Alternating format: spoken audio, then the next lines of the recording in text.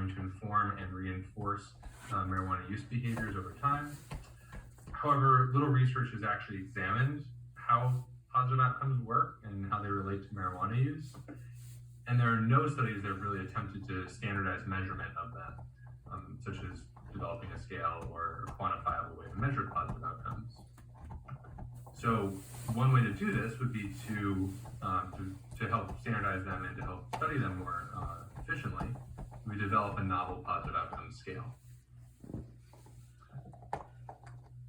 So looking a little bit more into why are marijuana positive outcomes important, well, we know that outcomes can be subjectively or objectively experienced. When you look at classical conditioning, this supports how outcomes become associated with use itself. Adding in operant conditioning, positive outcomes can be positively and negatively reinforcing for use. And operant conditioning also mentions that negative outcomes can punish use. Tying in social learning theory, outcomes can inform expectancies, which then motivate future use. And lastly, individuals with dependence may overly focus on positive outcomes, so being able to study them and understand them could also help understand what role they play in dependence. So in turn, developing a scale could actually help test some of these theories and understand how positive outcomes influence use initiation, maintenance, and changes over time. To provide some background on scale development, classical test theory was used in the study to develop the scale. It's a common underpinning for developing scales. A large initial item pool should be developed using inductive and deductive methods for ideal scale development and item development. As far as response scales, Likert style scales with an odd number of options tend to fit well for measuring latent constructs, such as positive outcomes. Once the scale is developed, it should be tested in a large sample from the target population. Once that's been done, item level and factor analyses can be used to reduce scale items and determine dimensionality. Once the final scale has been developed, reliability analyses can help estimate the amount of error present. And then finally, validity analyses can help establish the conditions under which the scale is a useful tool. So this is the background to my study, which brings us to my dissertation itself. The goal of my dissertation was to design and psychometrically evaluate a marijuana use-related positive outcome scale. Once the scale is developed, I want to evaluate the scale validity, reliability, and invariance using a college and community sample. Based on these goals, several hypotheses were made. First, that positive outcomes would be positively associated with marijuana use, positive expectancies, and negative outcomes. Second, that positive outcomes would be unrelated to alcohol use and positive alcohol outcomes. And lastly, that positive outcomes would account for unique variance when predicting recent use when controlling for expectancies and negative outcomes.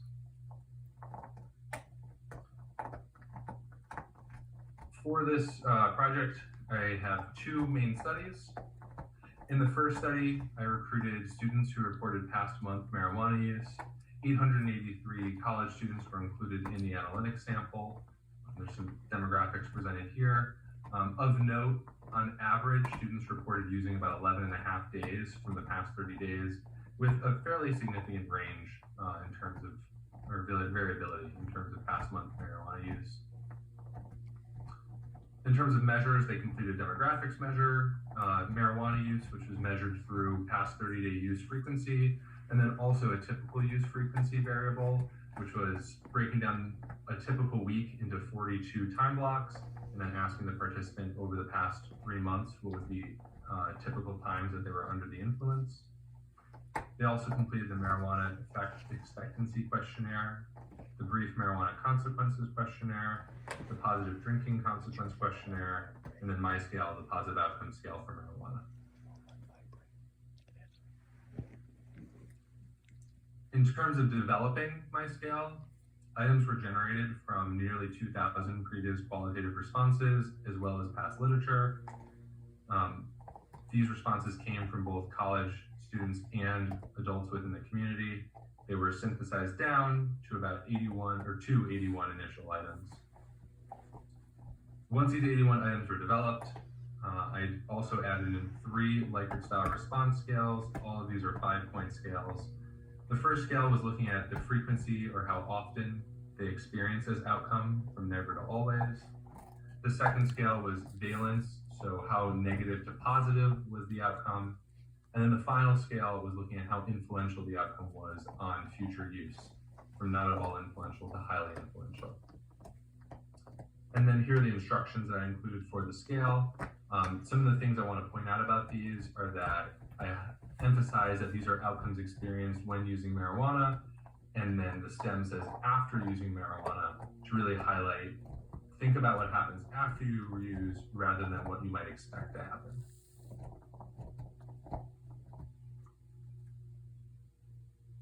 Excuse me. In terms of proposed analyses, for scale development, the initial thing I did was look at item frequency, valence, and influence scales endorsement rates to see if any of them were poorly endorsed or had restricted ranges. Once that was completed, item level and item total correlations were examined to see if items were positively correlated as expected. Next, the sample was divided in half, and exploratory factor analysis was conducted among half the sample. Eigenvalues, discrete plot, parallel analysis, model fit, and factor loadings and cross loadings were examined to help reduce the scale and establish the final scale. Because some of the items were skewed and violated assumptions of normality, I used maximum likelihood estimation with robust standard errors to account for those deviations. Once the final scale was developed, reliability analyses using McDonald's Omega were run on the final factors. Once EFA was completed, confirmatory factor analysis was conducted to evaluate these final EFA results. I used model fit, factor loadings, and modification indices to determine if any further adjustments were needed. Since the second study was using community participants and further refined the scale, following several items being removed during study 2, I ended up rerunning confirmatory factor analysis within this initial study to ensure that the results from study 2 were upheld in study 1.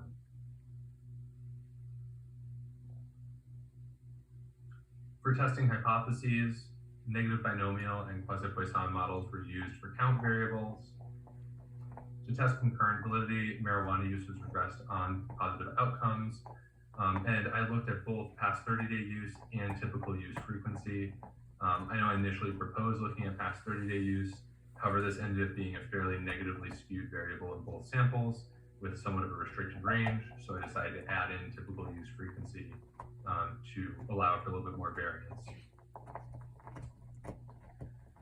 For conversion validity, I examined relations with positive expectancies and negative consequences. For discriminant validity, I looked at past 30-day alcohol use and positive drinking consequences.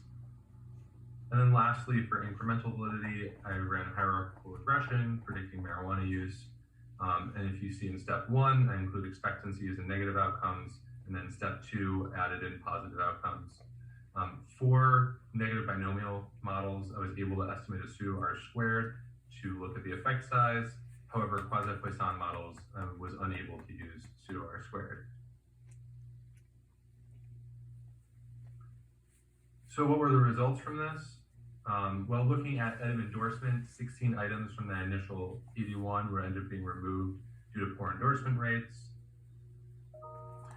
No items ended up being removed due to poor correlations. So all of them actually were pretty well correlated. Over the course of 6 successive EFA models, ended up reducing those 65 items down to 29. Throughout this process, eigenvalues, discrete plot, and parallel analysis all supported a 4-factor solution. The final EFA model demonstrated excellent fit. Factor loadings range from 0.54 to 0.91 with no significant cross loadings. There was excellent reliability across all 4 factors. And the 4 factors that emerged from this were social enhancement, mood enhancement and relaxation, perceptual enhancement, and sexual enhancement.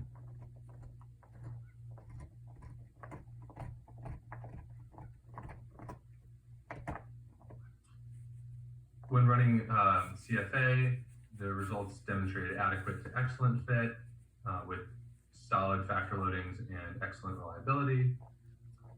Because I was planning on further refining the scale within the community sample, I opted to leave the scale as is, even though the CFI was slightly low in this, with the assumption that I might be doing further refining, so I didn't want to leave myself with too few items. Following study 2 and the removal of 12 more items, the model ended up improving and model fit achieved excellent fit. Still had fairly substantial factor loadings, excellent reliability, and correlations among the factors range from about 0.34 to 0.61. So all the factors were either moderately or pretty strongly correlated.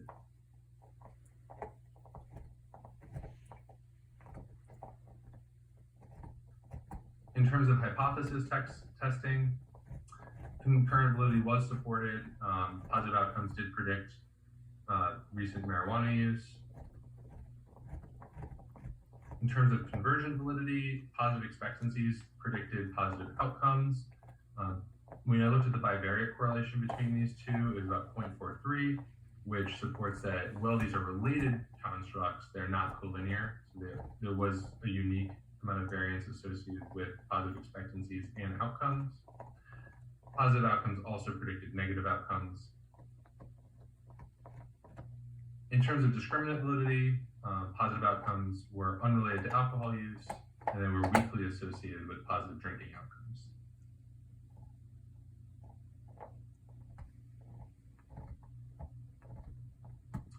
And then lastly, looking at the hierarchical regressions, variables highlighted in green here are positive predictors of past 30-day use, while red would be a negative predictor of use.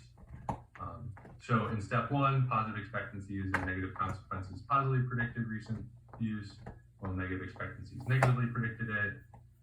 Adding positive outcomes to this model, all those directionalities and significances remain the same, but now positive outcomes were also a unique positive predictor of past 30-day use. Pseudo R-squared was unavailable because this was a quasi-Poisson model. When I looked at typical use frequency, we see the same pattern of results. Now I was able to add in a pseudo R-squared because this was a negative binomial model. And the R-squared change was about 3%, which correlates with a small effect. So adding positive outcomes to the model adds in a small effect in terms of explaining typical use frequency. So this is the end of study 1. From here, I moved on to study 2. For this study, I recruited adults who reported past month marijuana use, all 21 and older, and they were recruited from previous studies, Facebook posts, and snowball recruiting. 214 adults ended up being included in the analytics sample. Fairly wide age range, and definitely substantially more marijuana use compared to the college sample, with an average of just over 23 days. Jamie, can I ask you a clarifying question? Of course. Oh, you're about to say that thing. Never mind. I was going to ask you how many items are on the scale for this study, but you just put it up, so I'll let you go ahead and keep going. Okay. They completed the same measures as the college sample, with one exception being that this included a 29-item version of the positive outcome scale from the study 1 EFA and CFA results.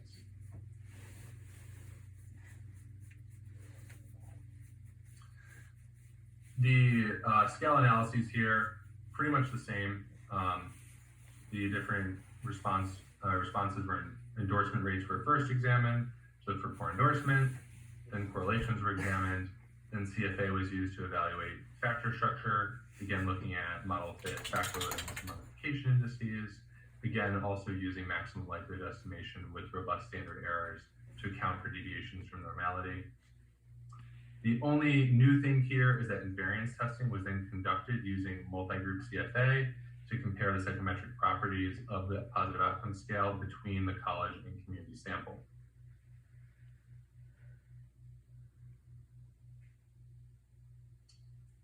All of the count variables in this model ended up being over-dispersed and skewed count variables, so quasi-Poisson models were used to estimate them.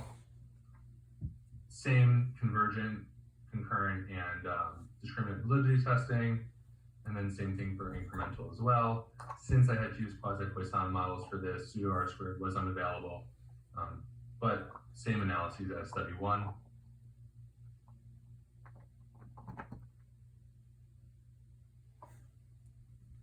So in terms of the actual results for the scale development, 6 items ended up being removed due to poor endorsement rates.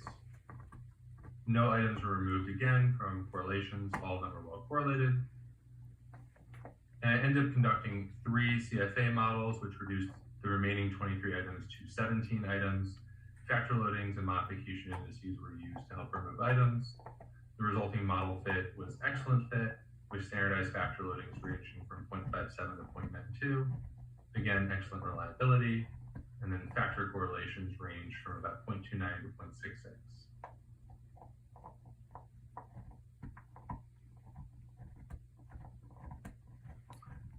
In terms of invariance testing results, looking at the configural model, for configural models, invariance can be supported by looking at model fit. Since there was excellent model fit between the two, or within the configural model, this supports that the factor structure was the same between the 2 samples. So same factors were upheld within both the college and the community sample. However, when I compared the configural to the metric model, there was a significant chi-square, which indicates that the metric model was different from the configural model. So metric invariance was not supported.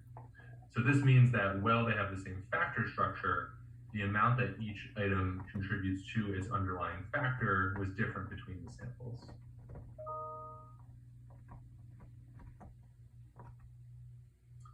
As far as hypothesis testing, again, positive outcomes predicted marijuana use supporting concurrent validity. Convergent validity was also supported. Positive outcomes positive expectancies predicted positive outcomes. Interestingly, within this sample, positive outcomes did actually not predict negative outcomes. So this was unique from the college sample. And then lastly, for discriminant validity, positive outcomes actually negatively predicted alcohol use. So the more positive outcomes one experienced from marijuana, the less likely they were to have recently drank. And then positive outcomes were unrelated to positive drinking outcomes.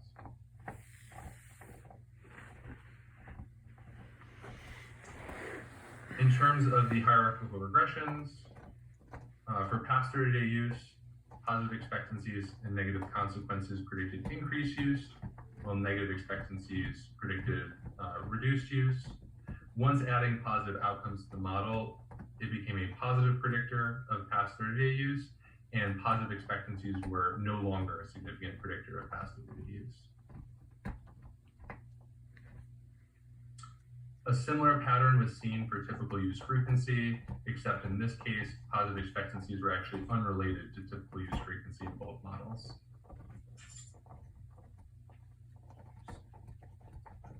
So, tying this all together, what does all this say about positive outcomes? Well, study results were mostly upheld the study hypotheses, and this generally supported concurrent, convergent, discriminant, and incremental validity. The factors that were identified within the marijuana positive outcome scale were similar to factors that had been previously identified among marijuana expectancies and motive scales, as well as the positive drinking factors. Positive outcomes were related to increased recent use when controlling for expectancies and negative consequences. I think importantly, positive outcomes were unique from positive expectancies. So while these were related constructs, they were not collinear. And then among adults, positive outcomes were related to reduced recent drinking. So what can we say about these results? How can we then apply them to other aspects of psychology? Well, since positive outcomes are related to recent use, they likely reinforce continued use and may serve as an important intervention target. So this can be very helpful if we're measuring them among people presenting for treatment or involved in intervention research. So for example, they can inform how strongly outcomes are actually reinforcing use. Unlike expectancy scales, which say what people expect to happen, or motive scales, which say why people are using, positive outcomes add in this layer of, okay, which outcomes are they actually experiencing to help inform what aspects of use are reinforcing for continued use. They can also be used to identify targets for replacement behaviors. So for example, if someone says that they're using for stress reduction, we could teach them mindfulness-based stress reduction or other types of stress reduction skills that could help replace marijuana use. Another example could be if they're using for social benefits. Maybe some people report using for social anxiety to help reduce that and feel more comfortable in social scenarios. We can teach them skills to cope with social anxiety that are more beneficial and long-lasting compared to marijuana use. Positive outcomes can also be incorporated into motivational interviewing interventions. While this is somewhat already done, one of the findings from this study that could be really helpful would be pointing out this discrepancy between positive expectancies and outcomes. So one of the key aspects of motivational interviewing is building discrepancy between someone's beliefs and behaviors as a way to motivate change. Since this study supported that there are differences between these constructs, people might be expecting outcomes to occur that don't actually occur. If that's the case, pointing out this difference between expectation and outcome can help someone self-examine and potentially motivate them to change their use behavior. Another area that I thought could be helpful for motivational interviewing would be exploring if there are potentially under-identified negative consequences among adults with high positive consequences. Since these two variables are unrelated in my study, this seemed somewhat surprising to me because people who experience more positive outcomes are likely to use more, and greater levels of use typically relate to higher negative consequences. It's possible that these are individuals who are either dependent or have somewhat learned to cope with some of these negative consequences, and may become more focused on the positive things that they experience over time. So if that's the case, identifying adults who report high positive consequences might also give this potential target for saying, hey, among these people, let's spend a little bit more time trying to see, are there salient negative consequences that they might be under-identifying or under-reporting. So this study should definitely be considered within terms of its strengths and limitations. As far as some strengths, I had a large college sample and a very salient community sample. So college students are the age group that report the highest rates of past marijuana use, and community adults who report marijuana use are going to be the sample of people that, as legalization spreads, are going to be using more marijuana. So if this is the case, then studying the positive outcomes within these samples is a little bit more meaningful compared to other samples. Additionally, using a nationally recruited community sample with a large age range helps increase some of the generalizability of my results. And then lastly, items were generated from both inductive and deductive methods, which is not always seen in scale development. And particularly, a lot of marijuana scales end up being adapted from alcohol research scales.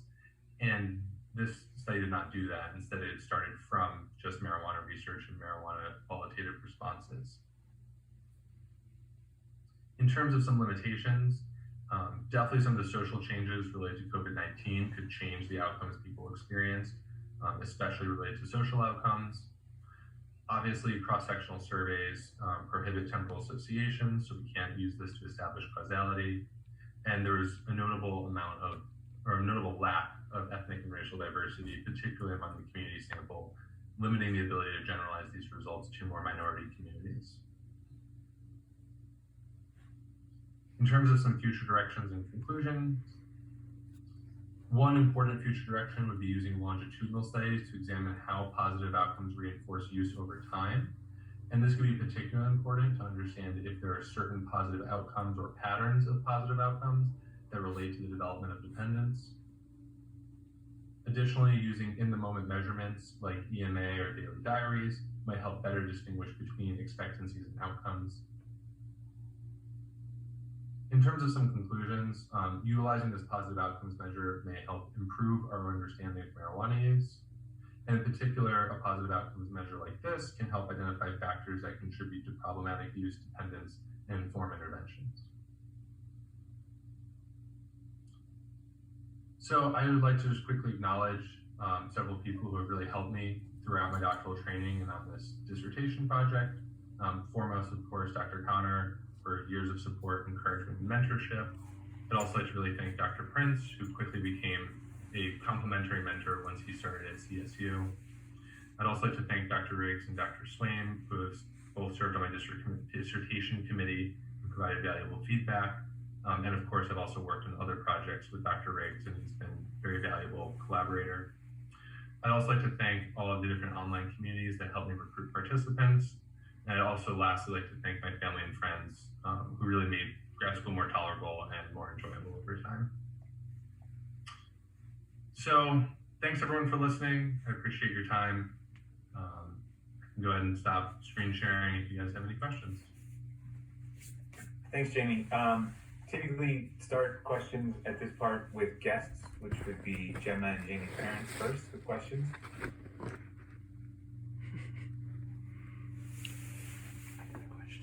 You have a question? Go ahead, Gemma. I can go.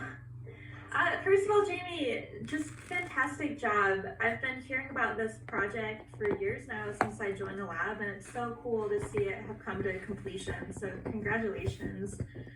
One question that came up for me is, I think for alcohol use, some of the motives and consequences can change across the lifespan.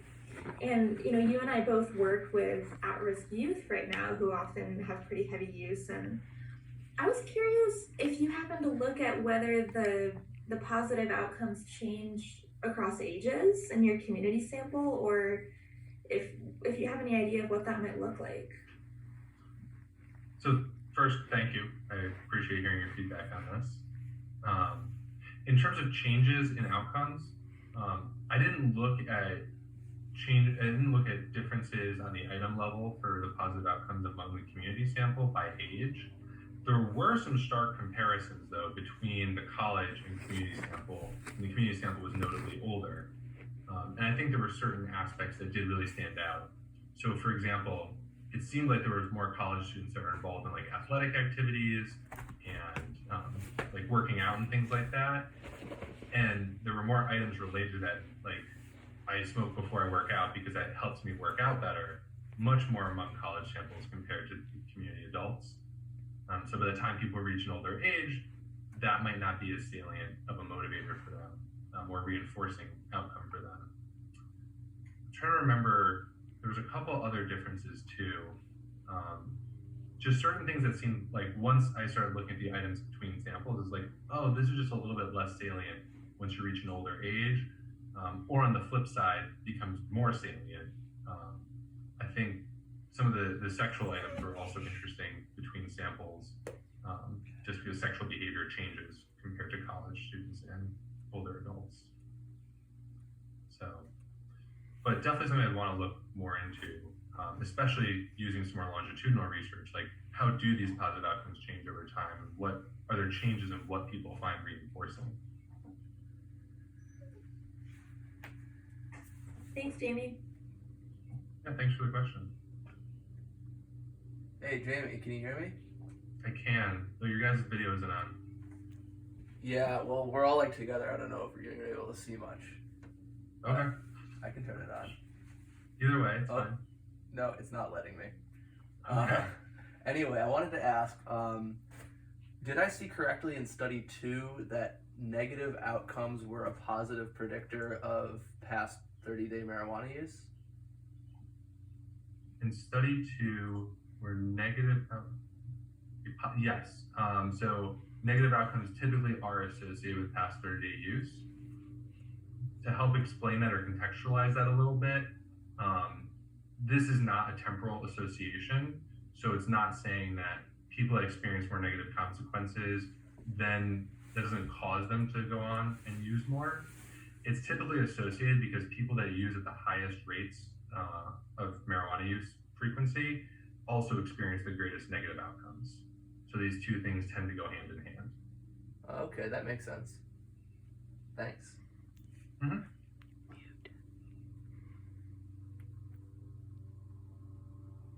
Thanks. The dog was making a little noise. You're on mute, Brad. I know. Trying not to make sure people can't hear my typing, so I'm muted. But any other questions from the guests? If not, then we'll go to the outside community member who now has his camera back on. There he is. He's in a car now, but not driving. Nate, you're up. Yeah, sure. I'll mute my video when I'm not talking, so I'm not distracting with the background. But yeah, great job, Jimmy. I really thought you did a great job of, in the introduction, really tying together some more traditional theories, including the operant and classical conditioning, along with some more contemporary neuroscience and social learning theories. I think it was great. One of the questions that I have for you is, you mentioned that there was limited ethnic and racial diversity in your sample. So I'm sure that this has something to do with it, but diversity, equity, inclusion, social justice, really important in social sciences, of course, and that extends to measurement development because we want to make sure that we have valid measures across racial and ethnic identities, because this ideology of all of this goes into the development of interventions that reduce health disparities and all those great things. So I'm wondering if you have any thoughts on what are the best practices. Perfect timing. Nate, you dropped out a little bit. If you could back up. Maybe you can't hear me yet. Am I back? You're back. You dropped out. Okay. You dropped out right when you said, "I'm wondering if." Yeah. So I'm wondering if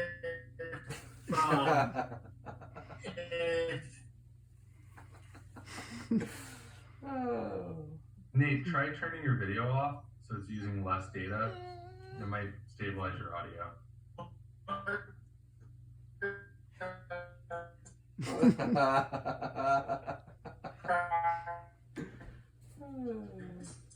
is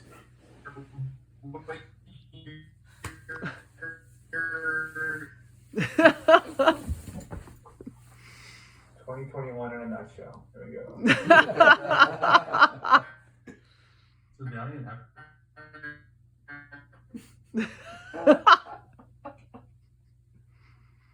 what you think is best practice for developing or integrating.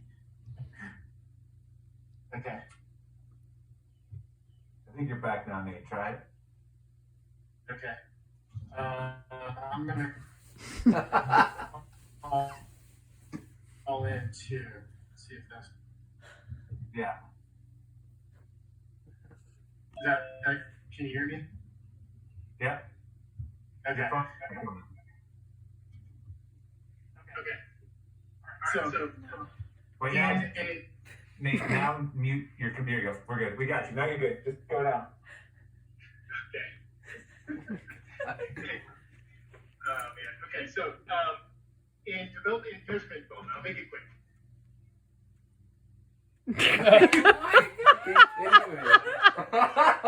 Developing measures, taking into account social justice, diversity, equity, and inclusion. Is it best practice to?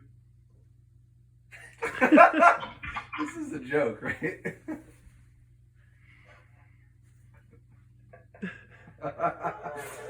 It's good they Oh just my cover God. his mouth and he's not laughing. Why is he in a car? I'm sure it's a very good question. I actually I'm gonna try to read it. Nate was good enough to send the questions ahead. Nate, we dropped again, Nate, but I'm gonna read your question, so just hold on. All right, so here, do you think it is ideal to develop a culturally responsive measure from the beginning, demonstrating items in the measurement structure are invariant across gender and ethnicity as you develop the measure, or is it ideal to develop the measure with the sample you have and then demonstrate that it is a valid indicator across gender and ethnicity later? That's a great question. So I guess to address some of this, I was actually very disappointed to see the lack of diversity, especially in the community sample. It was like 90% white, which was a little surprising, but it also might just reflect some of the social differences in how comfortable people are reporting their marijuana use online or filling out surveys related to it, especially ones that might be more related like universities or power structures. In terms of more directly answering, so what are best practices here? I would actually have to go back and check to see what the diversity was among the qualitative items to see if there was a representation of different, I know there's a representation of different genders and different sexes, and definitely different sexual orientations as well. But in terms of racial backgrounds and ethnic backgrounds, I think it would be worth seeing from like a qualitative side, are there differences in what people are reporting? If those differences don't seem to emerge, I would say it could be a best practice to use a similar scale, but to make sure you're conducting variance testing and sampling among these populations to see, does this scale function the same within them, or are there important differences?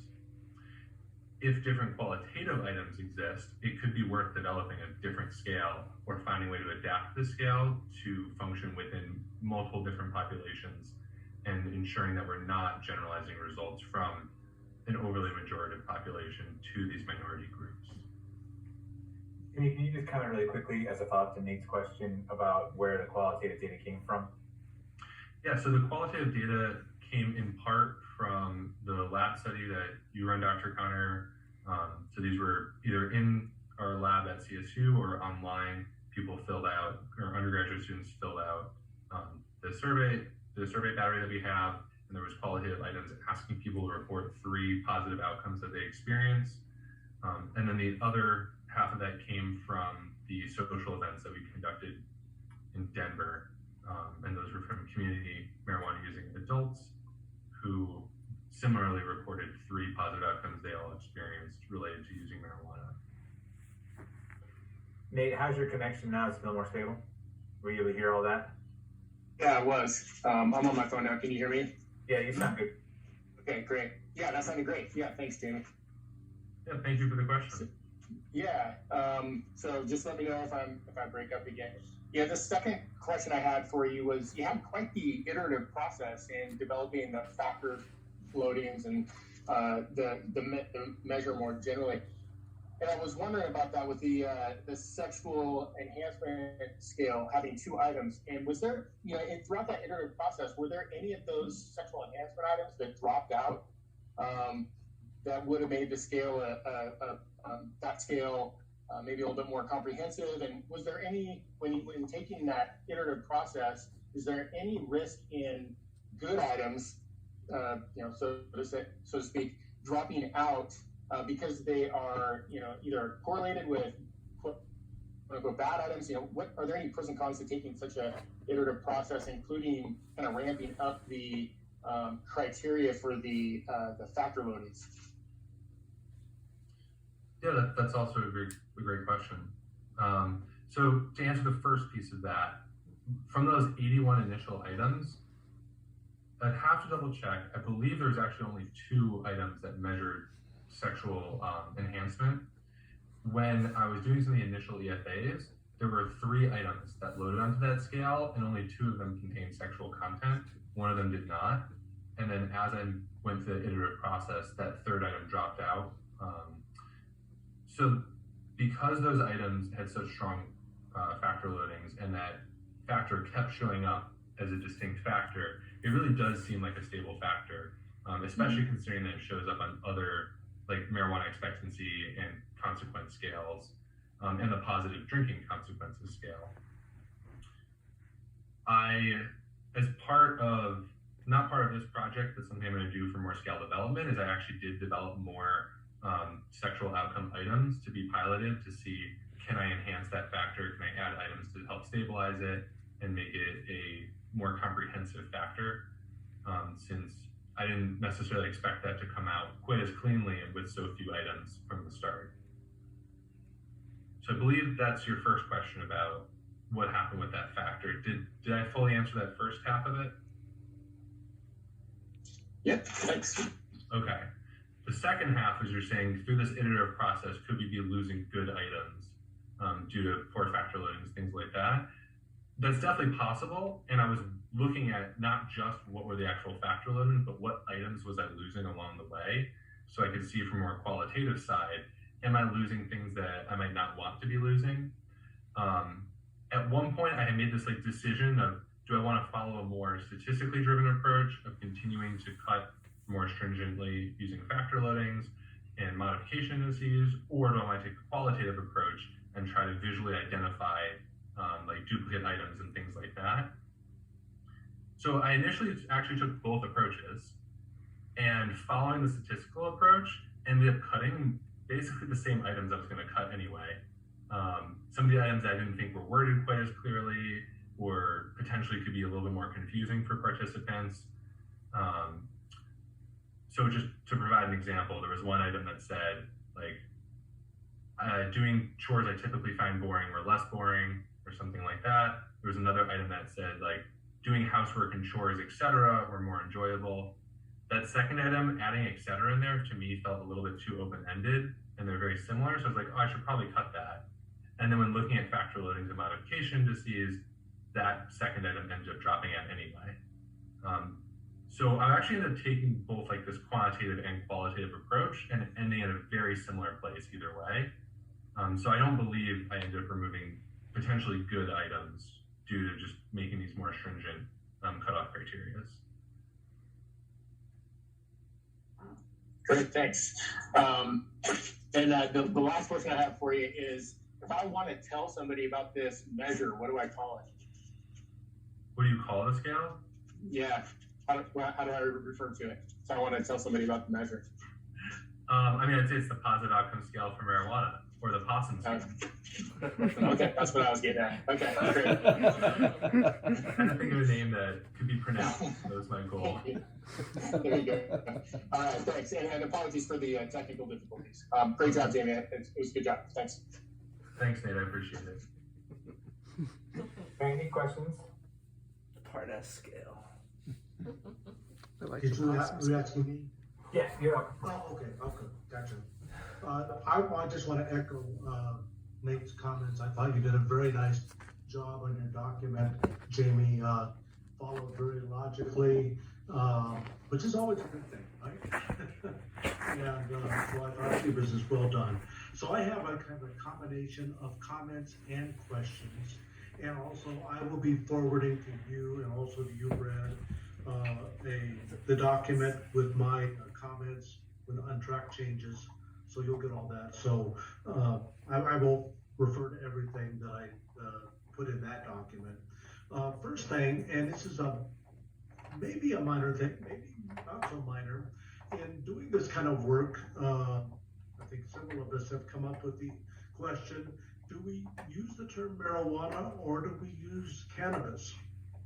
Particularly, I mean, people are talking about how that historically the term marijuana was rather used pejoratively regarding Latinx populations to assign blame to them for the use of this substance. I wonder if you've given any thought to that issue. It's actually funny you mentioned that. You know, I started writing this a couple of years ago, obviously, using the term marijuana at the time, because at that time, it was a little, things were starting to shift, but the shift had become less drastic at the point. In my current research, I only use the word seems to be the more accepted term within the field. You know, I would say a couple of years ago, part of my thinking is that cannabis refers to like an entire plant, whereas marijuana specifically refers to like the smokable flowering bud that people use as an intoxicant. That said, I see both sides of that, and like I said, now I use the term cannabis. So I just wrote an entire grant application only using the term cannabis. And as I was writing this, it felt strange to kind of go back to using the word marijuana. But since that's where I started, I was like, well, I'm just going to kind of keep pushing through on that for now. I don't know if I have a clear answer at this point in terms of, like, I don't necessarily feel strongly that I should keep using the term marijuana. It would change the name of the scale to a less pronounceable name, so I might have to but that's not a reason to stick with the pejorative term, you know. Well, just a heads up, I've gotten some pushback from reviewers on papers that we've submitted who have asked us to change the cannabis. So that could come up for you as well. Well, I appreciate that feedback, and it's definitely something I'll make sure I consider as I'm finalizing this document and then obviously submitting for publication. Yeah. So on your hypotheses, one of your hypotheses was that marijuana outcomes would be unrelated to alcohol outcomes. And I wasn't clear from the literature if that was fully justified. Can you comment on that? Yeah, that's a great question. Everybody's got questions. Let me take a second actually to think, just so I can remind myself of some of the literature I read.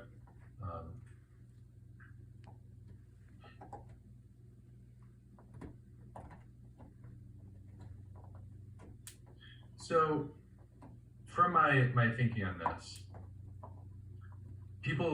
while alcohol and cannabis or marijuana are similar, people use them distinctly and in semi-distinct circumstances. And while there's some overlap in the outcomes they experience, there's also still some differentiation between them.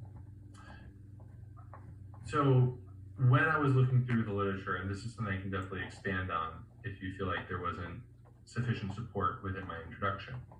From what I recall from reading the literature, while there's co-use between these, especially when you look at adult samples, there's a lot more differentiation between people who either use alcohol more frequently or use cannabis more frequently. And some of this especially comes from when cannabis was illegal, and people who are willing to take that step of obtaining a legal substance are going to be different from people, or likely different from people who don't. So then in turn, I was thinking that the outcomes that people would experience between them would likely be somewhat different. And while people might be using, say, for social enhancement, people that chose to use alcohol for social enhancement might not choose to use marijuana for that same outcome, and vice versa. And it's just hard because also the positive outcome alcohol research is fairly scant. There is only a handful of studies that have even used that positive outcome scale. And while that literature base is building, we're in this space where no one has really looked at marijuana users and alcohol users using that positive outcome scale. So I think it was hard for me to justify that these two things will be related. Does that address your question? Yeah. In our research with the American Indian adolescents, we've done some latent class analysis of types of users. And one thing that came out very strongly were groups of kids who used marijuana and alcohol. And one question I'm wondering about, it might be something as a follow-up in some of your research. I'm assuming you're planning on continuing research in this area, and that would be the difference between perceived outcomes for those who use alcohol and marijuana separately and those who use it concurrently. If they can distinguish those outcomes, if they're using concurrently versus if they're using them separately. Yeah, that is a great direction of future research and what I'm very interested in, especially since a lot of my research has expanded to adolescent populations, and most adolescents who drink also smoke weed. Yeah. So you end up in this situation you're describing where they might not be using simultaneously every time, but there's a lot of overlap. And I think that's why I noticed in at least the college sample here that since there was this weak association between the two different sets of outcomes, among a sample that can't go to a store to buy these substances, they're getting them from friends or from whomever, they might be looking more to achieve a certain outcome rather than to use a certain substance. So that became this kind of interesting follow-up question to me of like, okay, what is it about the outcomes that people might experience, and how could that tie into co-use? since there are some of these associations, especially among the younger participants. Yeah. So one thing that I think that your document would be improved by expanding more is that the item selection. You talk about both the inductive and the deductive methods, and I think you mentioned you had almost initially 2,000 items, and I would like to see more about, okay, how were those items selected? I mean, did you select them by domain, and like the proportion that were based on previous research versus the qualitative? Just a little more expansion of that, but since, I mean, this is a major part of your work, of that selection of items and then narrowing them down. So I think that initial look of how to select those items, I think, is important. Of course, yeah, I'd be happy to add more information about that. I mean, I can tell you now, like, I remember there being, a few hundred items that said, helps me sleep better. So, Yeah. or something, or sleep better, or, I can sleep better, like, essentially the same wording, or relaxed. So there was definitely, there were 2,000 items, there was definitely, like, significant overlap, which helped reduce some of them down. And I then, think just describing that process, some of your decision making, I think would be helpful. Yeah, absolutely. I'd be happy to add that. Also, when you came down to do the invariance testing between study 1 and study 2, now you had a smaller number of items in study 2, right? You narrowed that down. So when I conducted invariance testing, I used the same number of items in both samples. But was that based on the reduced number from study 2? Yes. Okay. And all the analyses in study 1 were, like, all the hypothesis testing analyses were using that reduced scale finalized in study 2, because I wanted those results to be comparable. Okay. And the last question I had, you mentioned this in your limitations in your document, but you didn't talk about it today, and that was the low reliability of the NEEQ. So, I mean, when you go to publishing this, I'm not sure you would, whether reviewers would allow you to use that scale. So I'm wondering, what would be the implications of your study, particularly for publication, if you were to drop that? And maybe you can talk about, your justification for including it. Yeah, so the reliability on that scale was fairly similar to the scale development paper. And I even saw that, like, while looking for that paper a while ago. I was kind of surprised that reviewers agreed to that back then when they published that study. The MEQ is also really considered the gold standard or the current gold standard for expectancy measures. So when you're measuring marijuana expectancies, it's really what a lot of people expect to see. Sorry. So, Go on. So I think in some ways I can justify by saying, like, okay, this scale is the standard that's to be used. The other side of that, though, is that I don't think that scale really fits a more contemporary view of what marijuana use looks like now. So, for example, one of the negative expectancy items was marijuana generally has negative effects. I think giving that item to a bunch of community adults who use marijuana, they're going to look at that and it's going to be so negative or so positively skewed. No one's going to endorse that. Maybe, and part of it too is this scale. Expectancies were administered among general populations that didn't necessarily have to use marijuana. So that item might have a more normal distribution in a more broad population, but among people who use marijuana, that item is probably not going to function as intended. So a significant limitation, and I think I've been debating if I want to try to adapt my outcome measure to an expectancy measure as well, so I can more closely relate specific expectancies to outcomes and try to map them more directly onto each other in future research. Okay, other things that I had will be the document that I'll send to you. So generally, good job, Jamie. I'm glad that each time I asked a question, you said, good question. I was waiting for you to say, what a crappy question. Well, thanks, Randy. I appreciate your feedback, and I look forward to seeing your comments. Okay. Thanks, Randy. All right, Mark, you're up. All right. So I'm trying to see what I have that everyone else didn't cover. I was actually overall impressed at how clean everything turned out. A lot of scale development, theses and dissertations are kind of messy in the end, but I thought it looked pretty good. I think definitely you should publish it. One question about the MEQ, just to stay on this topic, wasn't that developed for an adolescent sample? Have there been any psychometric tests with college students or adults? So let me think on that for a second. I'm trying to remember. So the initial development on that was the development of the marijuana expectancies and cocaine expectancies scale.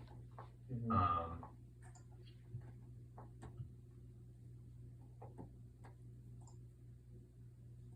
That was initially, you're right, that was initially developed in adolescence. The brief MEQ,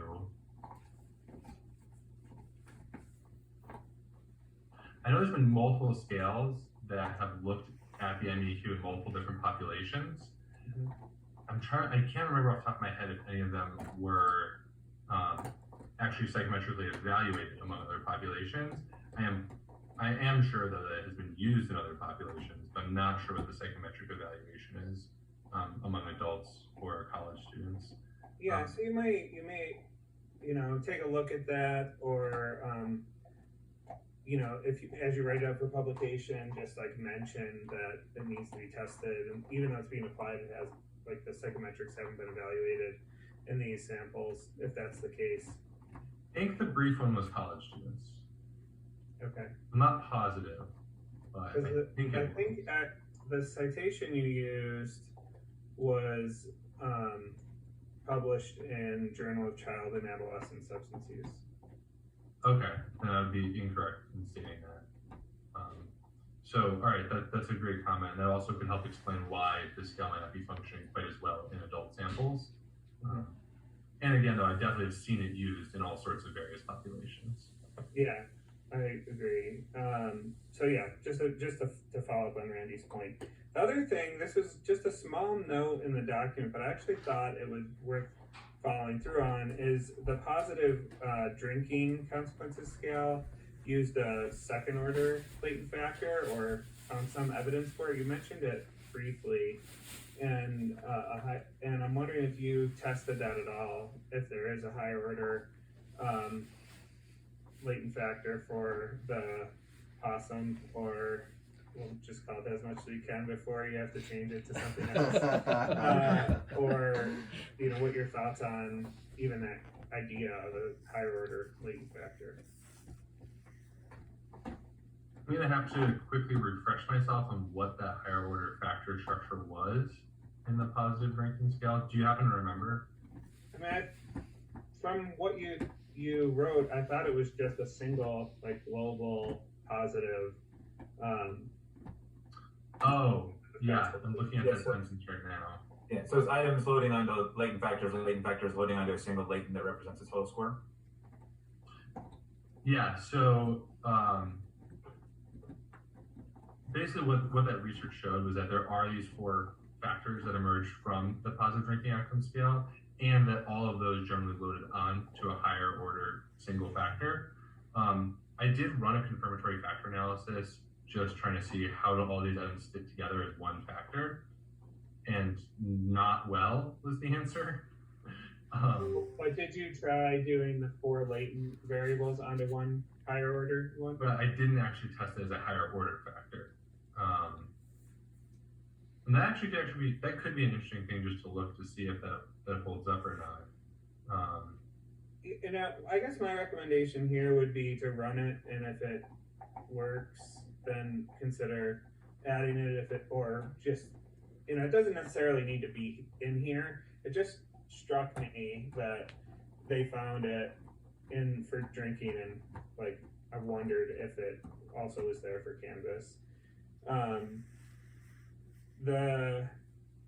The other thing, you didn't note how you scored the positive drinking consequences scale. Did you do a sum, a mean? Did you use it as a latent variable? So when you looked at correlations and things like that, how did you score that one? I scored the same as the scale development paper for that, which is a mean, I would want to say. An overall mean of all the items? Yeah. Okay, so that is really relying on this idea of a higher order factor then. I didn't mention that I scored it that way. Yeah, that was an oversight. Just like explain the scoring procedure and how it fits in models. But yeah, it was scored as a mean, which is consistent with the scale development. Yeah. Okay. Let me just like check off my questions. So you had, different conclusions for the college and community samples on how many items. What are your recommendations for researchers moving forward? Would you recommend some number of items for college students and some number of items for community samples, or would you recommend like a standard implementation regardless? So my goal for this scale is to have a little bit more universal implementation. So my hope is to develop a scale that could be used in a standardized way across populations, especially since there was that configural invariance. There's this idea that these are distinct factors that are emerging. Mm-hmm. That said, I think it depends on the use of the scale. If your goal is to look at it more from either a factor or a total score perspective, which is now looking at it more from a latent perspective, I think it should be a standardized measure used across these different populations. If your goal is to look at a more item level perspective, it might be worthwhile to look at some of the items that emerged more strongly among the different samples as a way to look at what are the specific positive outcomes that were most salient for these specific individuals. Okay, and so following up on that, I would have liked a little more detail on the metric invariance test. Since there was the metric model fit worse than the configural model, that means there must have been differences in the intercepts. And I'm wondering which items were different if they were in the expected direction. So, did the community sample endorse some items more than the college students, or were some less valid? How did the metric model, where did it fall apart, and where were there differences and were they meaningful? That's a great question. Definitely something I can look more into. I mean, I have the output, so I can easily figure this out. I started looking a little bit into partial metric invariance and decided I didn't want to go down that road for this. And I think that still does support this idea that there could be specific, like you're saying, there could be specific items that might have some more metric invariance, while other items could be more differentiating between these populations. Yeah, you could even do some post hoc, if everything's skewed, you could do a regression framework or a non-parametric t-test sort of thing. Because I think if your goal is for it to be used generally to understand where, more specifically where the differences lie, will be helpful. Yeah, and I'll also send you my document with some comments. But overall, I thought it was really nice. I like the scale. I would like to use it as soon as it's published, and yeah, good work. Well, that'd be great. If it's anything like Brad's dissertation, you can use it before it's published. That's true. 2 decades.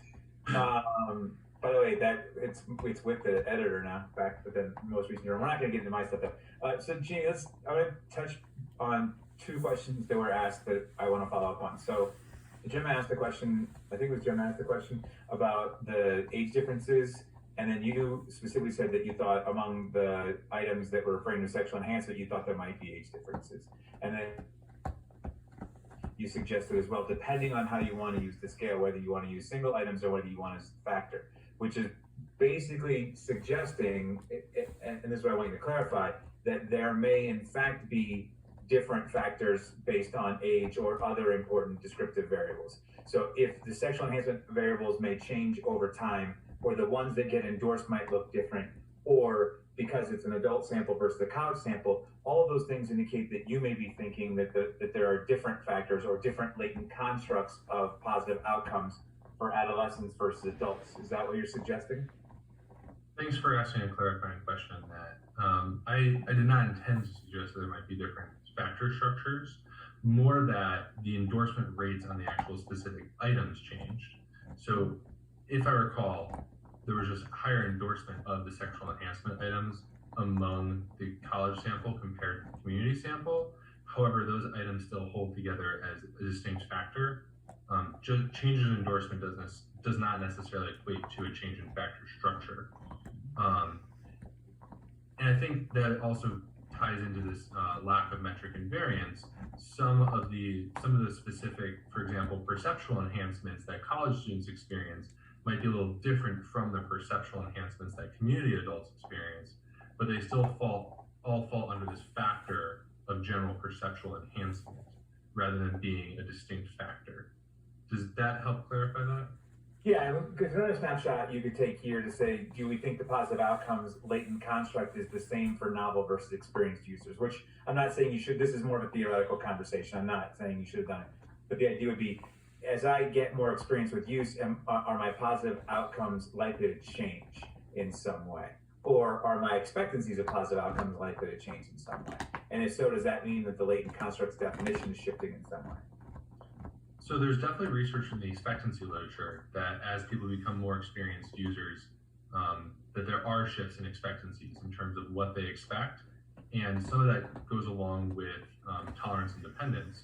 People become more attuned to what outcomes they're likely to experience and become, so more experienced in marijuana, people who use marijuana tend to focus less on degree of impairment and more on the types of enhancements or types of changes that they experience. Whereas more novel users or less frequent people who use tend to focus more on how impaired they are. Well, let me interrupt you, because overall you do think that there are 4 latent constructs that are the four that represent the subdomains of positive outcomes that should be universal across those that use cannabis. So based on my scale, yes, I do think that these are consistent across these different populations. And one of the questions for future research I was curious about was, if I developed more items based on other factors that show up in expectancy research or in other consequence research, would these emerge? Or is it because those are scales adapted from the alcohol literature that these just don't emerge in a marijuana scale? And I mean, to semi-answer that question, I looked at those scales when developing items, so I don't think I skipped over potential factors that could have emerged, at least based on this research, it seems like they didn't. And given the overlap with the positive drinking scale in terms of some of the factors that emerged, I, at this point, feel fairly confident that there are likely 4 factors within positive outcomes. Good, thanks. Now I need to ask Jamie's family to leave. So Jamie gets some private time with the committee, and then the committee will meet individually. I think we can just put him back in the waiting room, right, Jamie? Whatever No, we're works, just- but thanks for coming. Fred, I do have Just other sign out. questions He too. wanted to call us. Okay. Yeah. Is that we want to leave actually? Okay. Just close this, I guess. Yeah. Leave meeting. Yeah, he was very specific that that's what he wanted to do, not to stay in the waiting room. Okay. He wanted to call us. Okay. Wow.